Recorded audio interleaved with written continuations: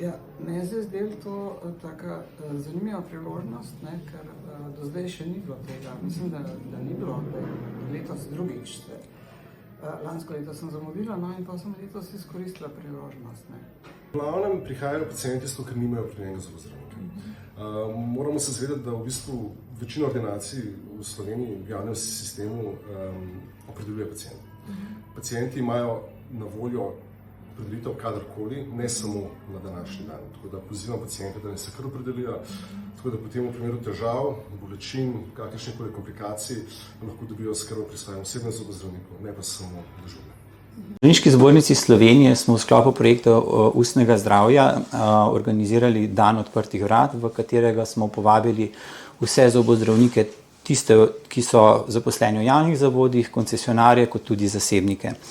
Navodilo naše je bilo, da pravzaprav vsi ti preglede upravljajo prostovoljno izven rednega ordinacijskega časa z namenom, da ne bi okrnili rednega dela do pogodbenega partnerja Zavoda za zdravstveno zavarovanje in da bi pravzaprav omogočili pacientom po drugi strani povečan dostop do zobozdravstvenih pregledov.